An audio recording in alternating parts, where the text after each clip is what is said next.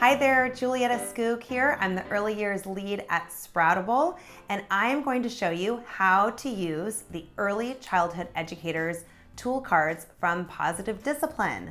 These are 52 tool cards that share positive discipline tools and principles, and they're great for preschool teachers and great for parents of young children.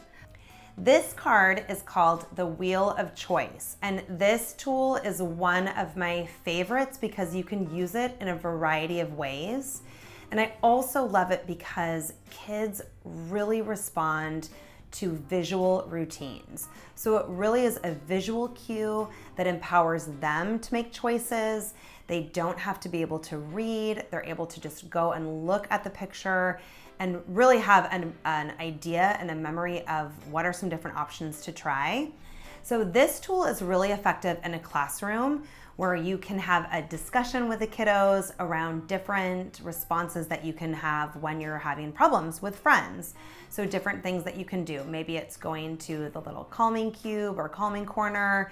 Maybe you can give each other a bug and a wish. Maybe you can go to a different game.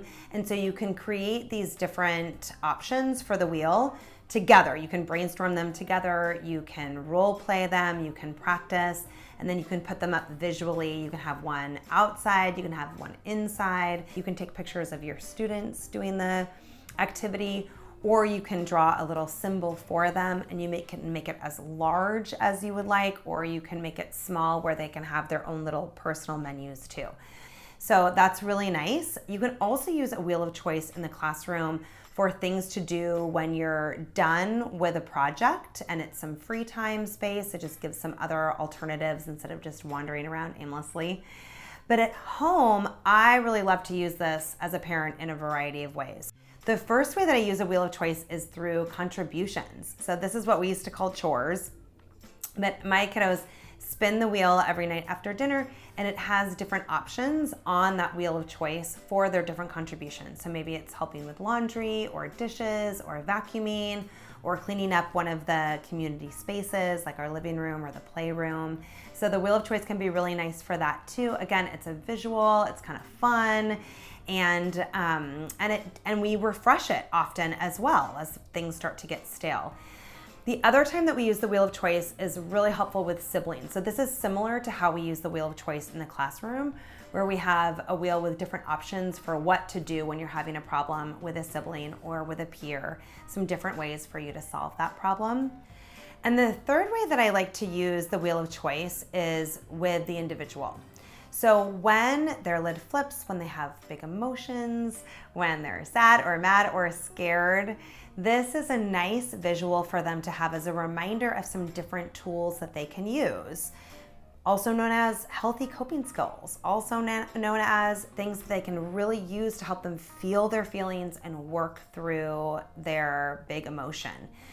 But really go slow with this. So for young kids, we start with just practicing some of those tools as part of the routine.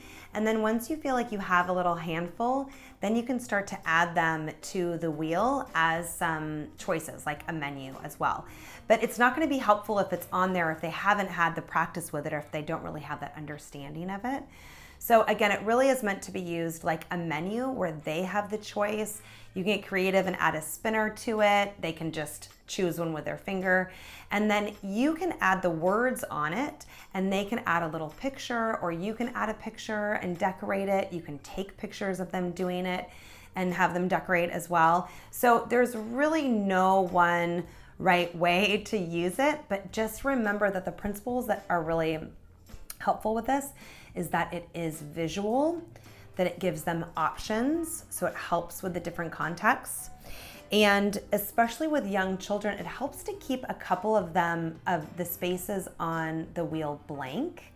So this allows them to be on the lookout for other solutions or other options. So when you start using the wheel of choice, you also don't have to have everything filled in all the way. Start with one and then just practice that for the week. And then be on the lookout for another solution or another option that you can add to it as well. So have fun with the wheel of choice. Think about all the different ways that you can use it. don't spend a ton of time on it. Just grab a blank piece of paper, draw a pie chart, start filling some things in. And also that modeling that things don't have to be perfect and look perfect and be untouchable either. And finally, this is really important. Make sure that the kids are the ones to be adding to it, to be offering their ideas first. As the grown-ups, stay in curiosity. So stay like, what else could we put on this? Or what else should we do? Or what would be helpful? Or what ideas do you have? So stay curious using those what questions or how can we do this, so that the kids can really be the ones to take the lead, to feel empowered, and to have ownership over this tool. So thank you so much for watching, and make sure to check out our other videos for other helpful positive discipline tool cards, early childhood educators and parents.